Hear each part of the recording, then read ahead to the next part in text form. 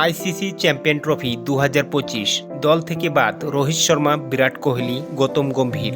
বড় সিদ্ধান্ত নিল ভারতীয় ক্রিকেট বোর্ড। অস্ট্রেলিয়ার বিপক্ষে বর্ডার গাভাস্কার ট্রফিতে লজ্জাজনক হারের পর ভারতীয় দলের প্রধান কোচ গৌতম গম্ভীর, অধিনায়ক রোহিত শর্মা এবং সিনিয়র খেলোয়াড় বিরাট কোহলি সমালোচনার মুখে পড়েছেন।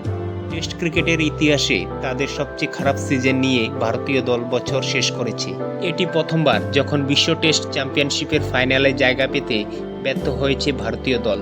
কিছু সিজনের দুর্বল পারফরমেন্সের পরও কোচ গৌতম গম্ভীর, অধিনায়ক রোহিত শর্মা এবং সিনিয়র ব্যাটসম্যান বিরাট কোহলির বিরুদ্ধে কোন পদক্ষেপ নেওয়া হবে তা নিয়ে উঠেছিল প্রশ্ন। ভারতীয় দল ১২ বছর পর নিউজিল্যান্ডের বিরুদ্ধে ঘরের মাঠে ৩-০ ব্যবধানে লজ্জাজনক হারের সম্মুখীন হয়েছিল। প্রথমবার ভারতীয় দল ঘরের মাঠে ৩ বা তার বেশি ম্যাচের টেস্ট সিরিজের হোয়াইট ওয়াশের শিকার হয়। এরপরই ভারত ১০ বছর পর বর্ডার গাভাস্কার ট্রফি হাতছাড়া হয়। ভারতীয় দলের অধিনায়ক রোহিত শর্মা অস্ট্রেলিয়াতে অত্যন্ত খারাপ ফর্ম করেছেন। তিনি ৫ ইনিংসে মাত্র ৩১ রান করেন।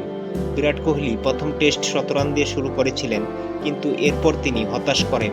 বাকি ম্যাচগুলোতে একটি অর্ধশত রানও করতে পারেননি। ৯ ইনিংসে ১৯০ রান করেন। প্রশ্নের মুখে গৌতম গম্ভীরের কোচিংও তার শুরুটা হতাশাজনক ছিল। নিউজিল্যান্ড এবং অস্ট্রেলিয়ার বিরুদ্ধে খারাপ পারফরমেন্সের আগে ভারত ২৭ বছর পর শ্রীলঙ্কার বিরুদ্ধে ওয়ানডে সিরিজও হারে। একটি প্রতিবেদন অনুযায়ী গম্ভীর, রোহিত ও বিরাটের বিরুদ্ধে কোনো পদক্ষেপ নেওয়া হবে না বোর্ডের তরফ থেকে। গম্ভীর, রোহিত এবং বিরাট গত কিছু মাসের খারাপ পারফরমেন্সের পরও তাদের জায়গা ধরে রাখবে। জানা গিয়েছে বিসিসিআই একটি বৈঠক করবে, তবে কাউকে বের করা হবে না। বিসিসিআই জানায় একটি সিরিজের ব্যাটসম্যানদের খারাপ পারফরমেন্সের জন্য কোচকে সরাতে পারেন না।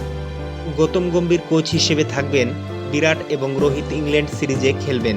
এই চ্যাম্পিয়ন ট্রফির দিকে মনোযোগ দেওয়া হচ্ছে। বন্ধুরা, বিসিসিআইয়ের সিদ্ধান্তটি নিয়ে তোমাদের কি মত তা কমেন্টে জানাও। ভিডিওটি ভালো লেগে থাকলে লাইক এবং চ্যানেলটিকে করো অবশ্যই সাবস্ক্রাইব।